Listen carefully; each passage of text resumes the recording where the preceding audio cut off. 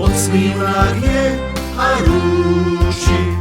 Veď učenie vôbec nebolí, tak nech sa len pekne učí. Naučí sa čítať šlabikár, počítať, násobiť, deliť.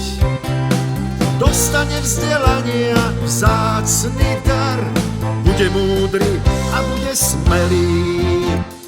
Na čele našej famílie bude hlava študovaná, s diplomom sa ako nič žije, aj zbojník môže hrať pána.